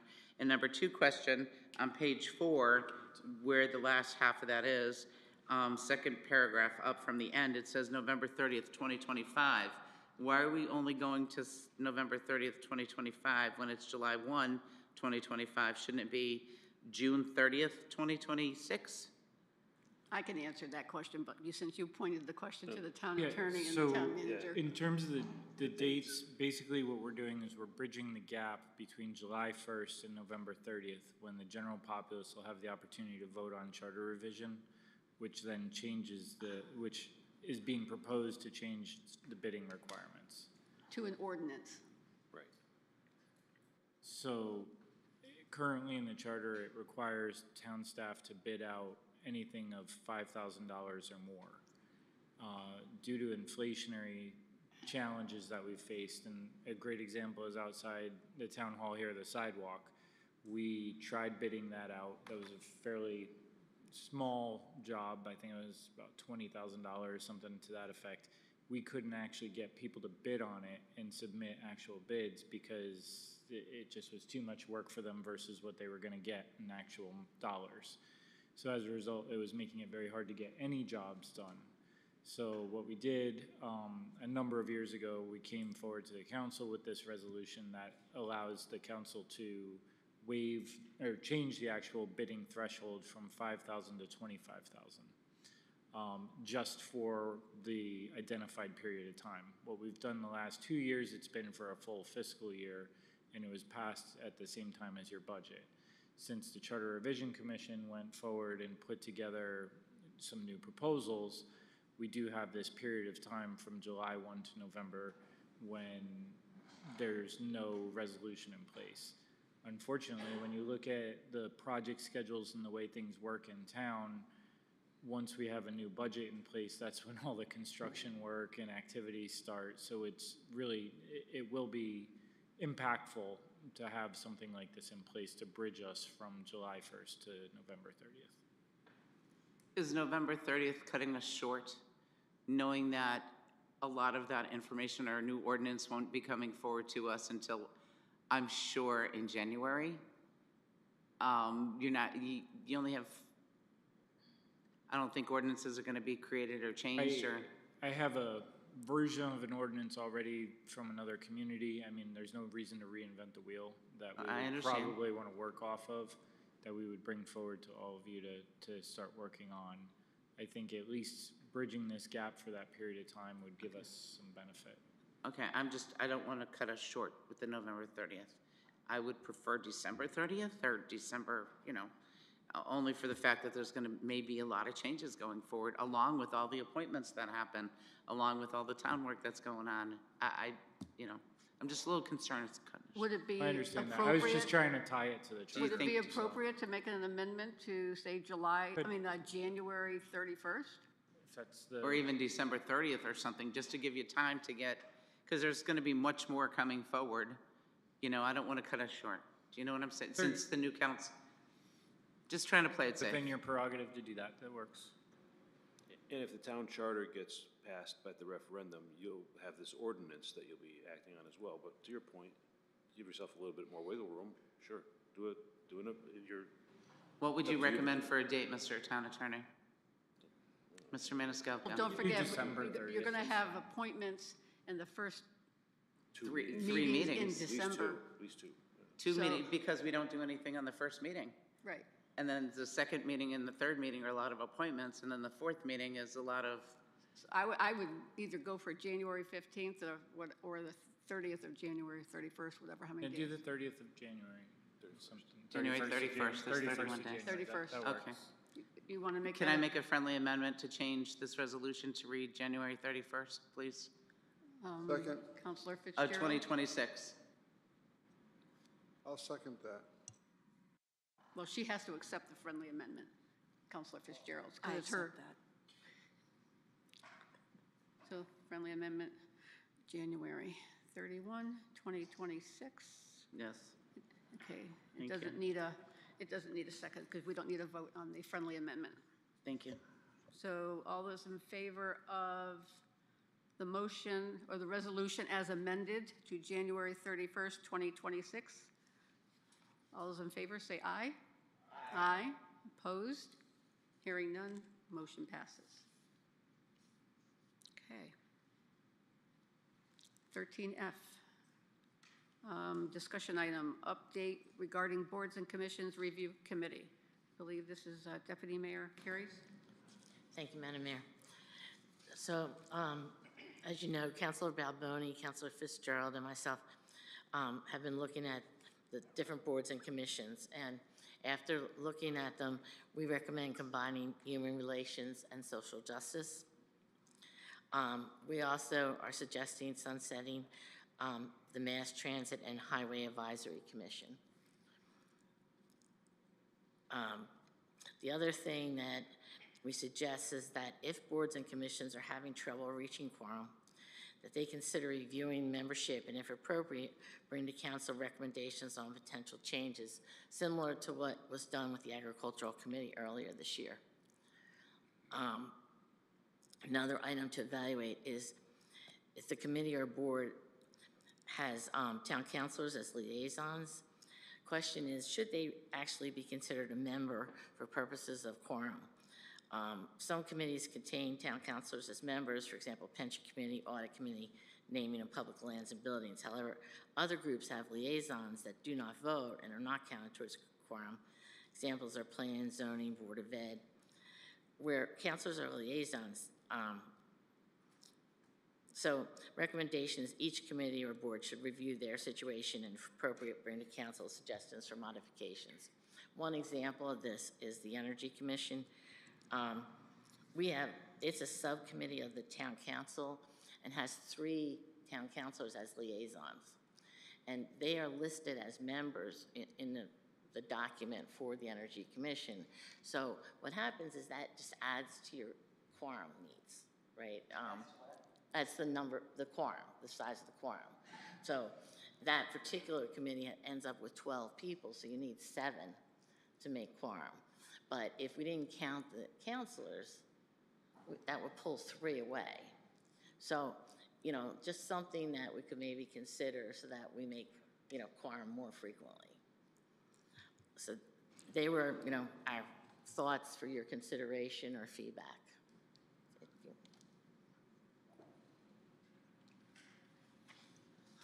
Okay, I have a question. The mass transit, have you looked into if it's a state mandated by state statute, if mass transit is required for each town? Did you look into that? mass transit may be a state statute required, each town may have to have. So you might want to look into state statutes to see if it's a required commission, committee, whatever. Along with the highway commission, too. That was my exact question. It's one commission, it just has a long name. I don't think we have a highway, we just have mass transit. It's called, the official name that I found was Mass Transit and Highway Advisory Commission.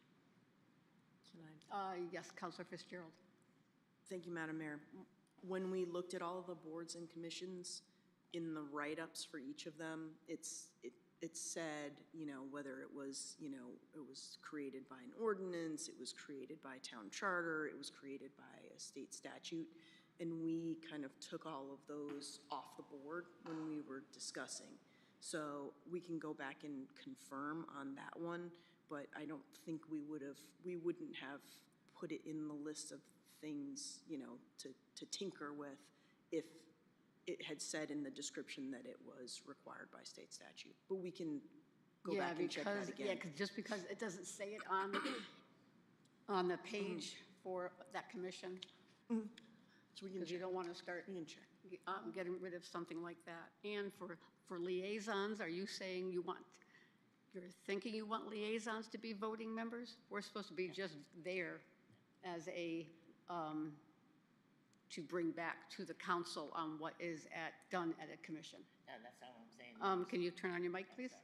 What I'm saying is that, you know, and I'll just use the Energy Commission as one, Energy Committee. On that particular committee, it says 3 council members as members, and they're listed as members. So it would seem to me that if they're liaisons, they should fall more like, you know, planning and zoning and Board of Ed, No, where, they're not liaisons, they're actual members. but there's 3 of them. Seems like an unusual number. So then if you want to change that, then you would have to change the makeup and come have a public Okay, hearing okay. to change the makeup of the committee, just like we Just did like what happened with the Agricultural Committee. agricultural, Okay. correct. Makes sense. So committees may want to look at their particular makeup and see if that is an issue and if it would benefit the committee to, you know, come before council, similar to what agricultural committee. Well, then the council members that are on that committee should have a discussion item put on the agenda to discuss that. And maybe the chair of the Energy Committee to come and talk about Right. changing it, just like Mr. Kennedy did. But they were our overall recommendations, that, you know, not a lot. You know, I do think I think what Mr. Kennedy did was a good idea, putting on alternates and, you know, reducing the size a little bit, because there are committees that haven't met, you know, in a number of months, and part of that is the makeup of the committees. And I believe Councilor King had some concerns about the Human Relations Social Justice Commission being put together as one commission. Have you spoken to him about that yet? 'Cause I know. Oh, yes. Spoke to him numerous times. I was hoping he'd be here tonight. He wanted to see what each of those 2 committees, you know, requirements were, what their goals and objectives were, sent that to him, and he acknowledged that he had received it. So I was like hoping he would be here to share his thoughts, but he's sick, so. Okay, then we can put this back on the discussion item at the next meeting so that we can get his feedback. Yes. Now, Human Relations Commission is an example of one that has not met for a year. Correct. You know, so, but it was a good commission for a long time, so I Right. think, you know, trying to find a home for it would be a good thing. And there's also the Arts Commission. Have you looked at that as well? We did That look has at that, not but ever, I don't think it's ever convened. I don't recall. we looked at it, but there wasn't anything we could see to combine it with. And that there was something about that, how that was created. Okay, you might We- want to. we can look again, Yeah, but I mean- because if they haven't convened, I'm not sure if it could be combined with anything or have a discussion item on that too. Okay, any questions? Any other questions? Yeah. Counselor Willett? Yeah, thank you, Madam Mayor. Are we talking about making council members full-fledged members of the committees or alternates only? No, in some cases, I'll just use the Energy Committee. There, they are members. They're defined as members. And so that means that they have to be counted as quorum. My recommendation would be to make them liaisons so that they don't have to be counted as quorum, so that if, a number of them don't come, you're not constantly, trying to get to quorum. Could we use them as alternates, though? They're a liaison and an alternate, because I'm just coming from social justice. We struggled, and so many times we were one person short. And if we could have had Councilor King act as not just a liaison, but an alternate, we would have been able to satisfy quorum.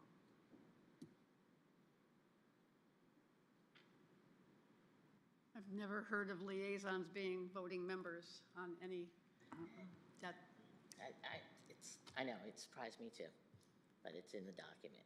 what, that liaisons are voting members? That the town council members are members of the Energy Committee. No, I'm bringing up the social justice that Counselor Willett.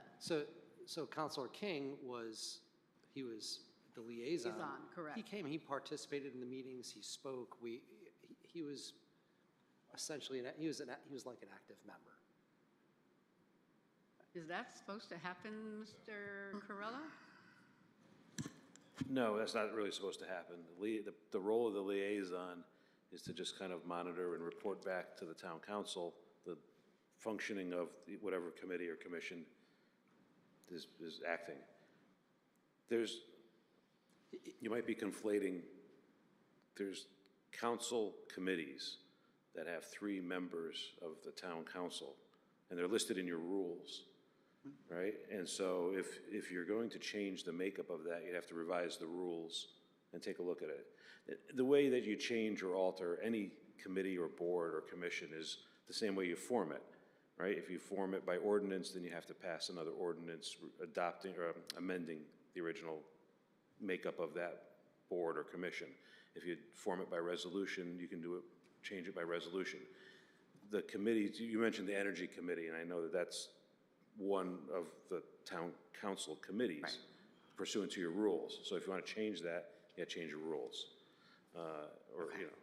So that's, and then just so I think you also discussed that there are some boards and commissions that are required by statute, right? So you have to have them, and their makeup is generally outlined in that statute, how many, that kind of thing. Yeah, it's just like the housing and fair rent, that's a state statute. so- Right, exactly. And the Energy Committee, since that's in our council rules, you have to form a committee to change the council rules, and you need three members, because you got to have 1 minority, and it takes 2/3 plus 1 to change the council rules. Okay. I mean, Just to let you know that. well, I mean, it's just, Yeah, I know, but it's I'm the just saying. it's in- extra people, then if we're gonna have that many people, then we all have to go. Right, but correct, but it's in the council rules, and you have to form a committee to open the council rules, to go through all the rules, and you're not going to change it just for Right, one. absolutely, And then you absolutely. need 2/3 plus 1 to approve the changes. Okay. Oh, yes, Councilor Fitzgerald. Thank you, Madam Mayor. One other thing, and we didn't discuss this as a committee, but it came to my mind when we had our town council meeting over at TE, and Councilor Boganski joined us via, over Zoom or whatever it was. I believe most of these committees and commissions and boards have to meet in person. Do you know if that's correct? I thought that was kind of Now, any committee or board can meet, the members can participate remotely, right? As long as the member of that committee or commission or board has the ability to hear what's being said and, speak and be heard, then they can participate remotely. And by doing that, you don't also have to open up and have a hybrid meeting or have the public participate remotely. You can still have a live meeting, but one or more of the committee members can participate electronically. Okay. Can they vote? Yes, they can vote, yes. So maybe one of the things that we could do is just make it more clear to the boards and commissions that people can participate remotely, and maybe that will help people to participate if they can't be there in person, if they're sick or And whatever. Zoom in or They something. can still be there, and then then they would meet their quorums, and hopefully that would help with participation in these meetings, so that we don't run into the scenario of, people gathering for a meeting and not being able to make the quorum, or meetings being canceled even before they're going to be held because people are, writing into whomever and saying, no, I can't make it. Correct. Okay. Counselor Pendleton? Thank you. I don't see a need to mess with any boards, commissions, or committees because we can do Zoom. However, if you insist on going forward with this, I respectfully request that you find all the ordinances or resolutions that created any boards and commissions or committees that you're referring to and put it in our packet so we have an opportunity to read them prior to the next discussion or decision-making, so we have some background information. As stated with the mass transit, I do believe there's a state requirement for that. I'm not quite sure. In human relations and social justice, they both have two separate purposes, and they were created on separate grounds. So, in knowing that you can participate in a Zoom, a lot of people don't realize that, I suppose, and we can get it out there that folks can now. Maybe they'll have a meeting, Maybe we'll have more people, who knows, and come November, we may have more new people, who knows? So I'm not fond of messing with things that have been created for different purposes and combining them. It doesn't sit well with me. So, thank you.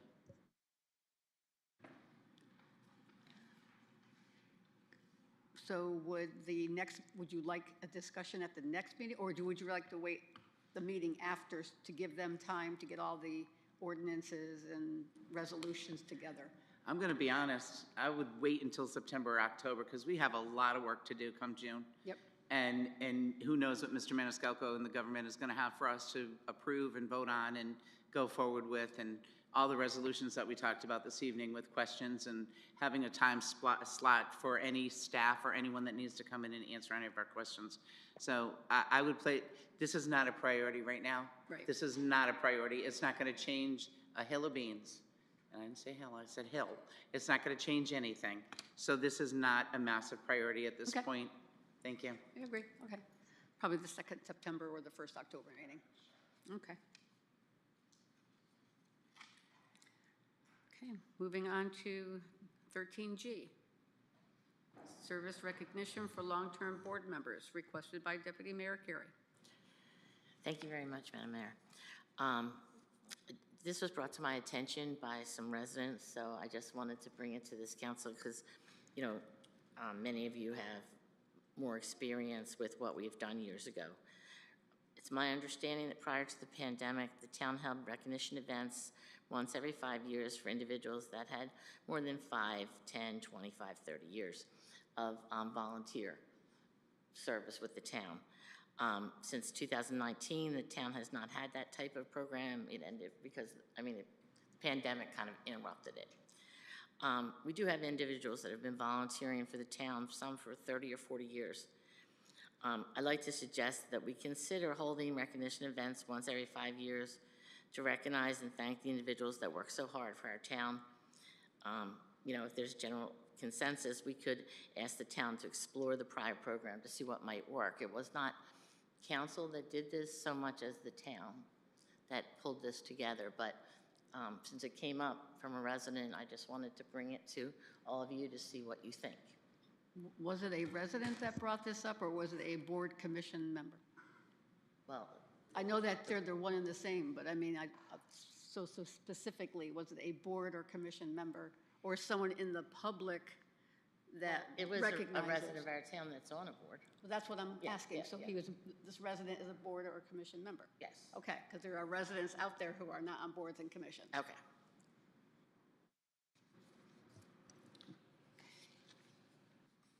Counselor Lewis. I think recognizing people who serve the town and do volunteer work is always commendable and should be recognized. I think we should do more of it. I think when we recognize people and see them in the store, we should acknowledge them and thank them constantly. It's a good idea. Counselor Pendleton? Thank you. Mr. Maniscalco, staff produced this recognition for the boards and commission members, correct? Yeah, the last one was in May of 2019, just before I started here, so.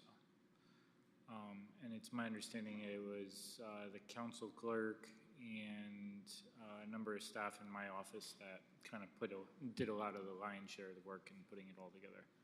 Do you know the cost of what that was? Can you do research on this and get back to us? I actually had a chance to look back when I saw this as an item on the agenda today. So basically what we're looking at, the previous event that was held in 2019, it comes out to about $2,000. There is a discount that was offered by Nomads. I would guess it's going to be considerably more now, but at that time it was $2,000. Do we have the money for that? You do not have it as a budgeted item anywhere. So it would come out of where? I'm sorry, I didn't hear. Where would the money come from? I would suggest it should come from the town council budget. Oh, from the town council budget. I thought we reduced that budget. We don't have enough money in there, do we? I don't know. Okay. We've got money in there for the referendum, so. I would say I did have some just very surface level conversations with some of the staff. There are some things that could be done to make this a whole lot simpler than it was in previous years. You know, I think people were individually recognized for their number of years of service, given special awards for that. So it took there was a lot of labor involved from what I can put together. I think, you know, if the council wanted to host maybe a volunteer recognition picnic at some point, maybe. I mean, it's not something we could do really super fast, but maybe if the council wanted to host something like that, maybe we're not handing out, you know, sweatshirts and awards specifically for whatever it is, but maybe it's if you did 5 years of service, stand up, yay, everybody, you know, celebrates them. If you did 10 years of service, then everybody stands up. Something to that effect. Something similar to like you do for the employees with their length of service, however, not hand out items, but have a picnic. Correct. And have recognition. I think something to that effect might be a little simpler. Our employee picnics even watered down even further than that with departments actually hosting. So I would suggest it probably would make the most sense to have somebody cater that event. So it's still going to be potentially expensive. And that would come out of the council budget as opposed to the town, since they're boards and commissions for the town, not for specifically for the council. I mean, we could go through, we could charge every board and commission. We could also put together a fee for different people to attend, but. That defeats the purpose. Yeah, when they did it in 2019, the fee only applied to if you had a couple and there's one board member, then the spouse would have been charged the fee. So there's a lot of research that needs to be continued on this and a lot of answers to be questioned. Questions to be answered. Said that bad, dyslexic, sorry. But yeah, so maybe you can gather up some more information and before we make any decisions on this and maybe have a fall, I don't know, but you guys work it out, you know, some type of gather more info, I guess. Relook at this again in September, because. I absolutely agree that we should recognize volunteers. Because we only got 2 for our meetings community. left before the August break. Okay. Absolutely. Absolutely recognize them. Counselor- With something. Sorry, Counselor Fitzgerald. I was just going to say, I'm actually having a meeting tomorrow with a couple of people who, from the town, who are involved in the committee that each town in the Hartford Foundation for Public Giving has a committee, and the Hartford Foundation for Public Giving essentially gave $100,000 to each town to do different, leadership and community building things in their town. So maybe this is something that we could, apply to our town committee to see if they could, give us a, grant of a couple $1,000s or whatever it would cost to cover the costs of this sort of thing. So I'm having that conversation tomorrow. Yeah, and then we can just have town staff Yeah. look at who's on boards and commissions to be the ones recognized. Yeah, yeah. So I have that meeting tomorrow, and I'll report back and Okay. let everyone know. Okay, great. Sure. Thank you. Okay, moving on, seeing nothing further. Thank you. Moving on to item 13H, Counselor Pendleton. 13H, resolution approving an annual salary increase of 3% for Town Manager Michael Maniscalco for fiscal year 2025-2026. Be it resolved that the South Windsor Town Council hereby approves an annual salary increase of 3% for the fiscal year 2025-2026 for Town Manager Michael Maniscalco. We have a second? Is that you, Counselor Burganski? Okay. Okay, we have a motion, we have a second. Any discussion? Seeing none, all those in favor say aye. Aye. Opposed? Nay. Abstentions? Roll call, please.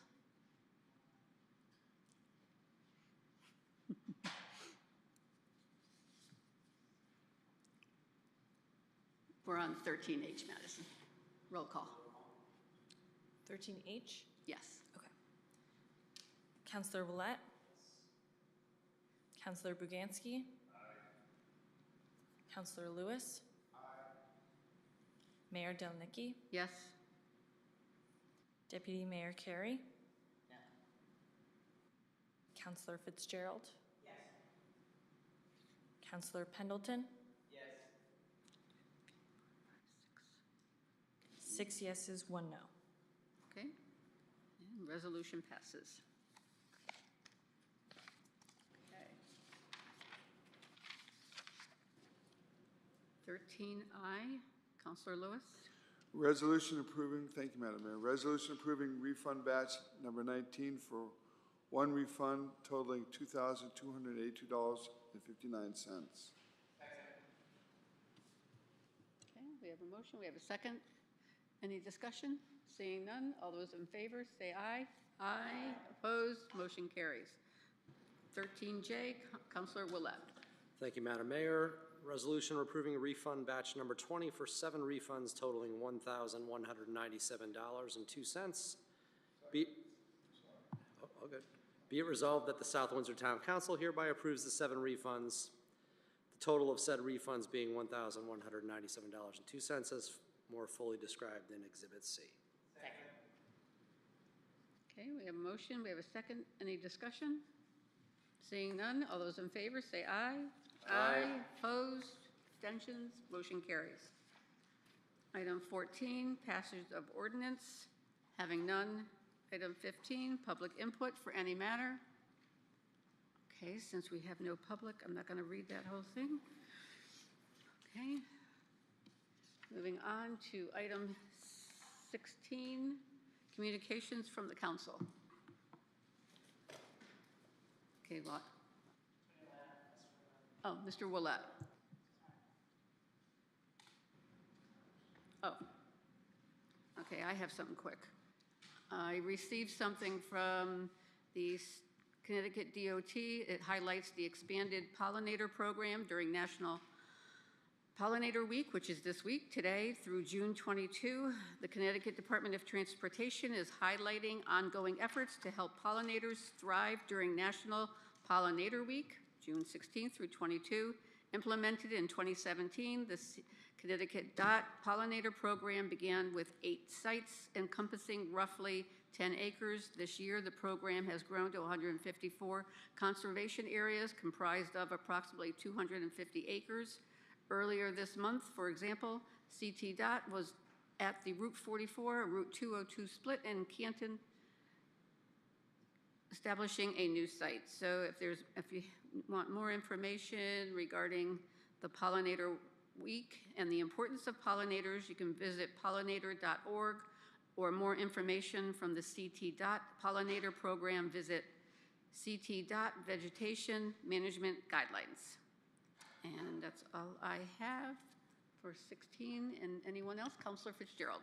Yes, thank you, Madam Mayor. Just a couple of things. I just wanted to echo your congratulations to the class of 2025, and also congratulations to the boys varsity baseball team. And I also, in congratulating the boys baseball team and their coaches, I also wanted to congratulate and thank all of the coaches that they've had throughout the years. All of the volunteer coaches, you know, in American Legion, like Craig Zimmerman, and, you know, all the coaches that coached them and, you know, gave their time when they were in T-ball. Like my friend and former husband, Tim Downs, coached a couple of the boys on the T-ball team with my daughter, and then all of the, you know, minor league coaches and whatnot. So I think all of those volunteer coaches should feel very proud of those boys and what they did. And then lastly, I just wanted to say, you know, the events over the weekend in Minnesota were tragic and inexcusable. And just, you know, we all know this sitting on this council, but for everyone in the town, I mean, we are all volunteers here, and we might be Republicans, we might be Democrats, but we volunteer our time, and we don't always agree on issues, and that's fine. And that's the way our democracy is supposed to be, and it doesn't make one side right and the other side wrong. It just means we have different opinions, and, you know, certainly no one should be attacked physically or attacked verbally for having a difference of opinion. And I think the temperature in this country has gotten way too hot, and it's been way too normalized to commit violence against public officials, and I think public service is a valuable and noble service that people should want to get into, and you shouldn't have to fear for your life to do this job. And I think that people just need to, you know, take a breath and realize that it's okay to have a difference of opinion, and doesn't make anyone right or wrong or bad or good. That's just the way it is, and people need to kind of start to think that way a little bit more. Thank you. Well, thank you. And incidents like that could really deter people wanting to serve. And it's not just the physical violence, as you said, verbal violence within your own group. That doesn't help either. Yeah. Any other comments? Okay. Thank you. Moving on, we already did item 17, so we're on to adjournment. Do I have a motion to adjourn? Okay, all those in favor say aye. Aye. Opposed? We are adjourned.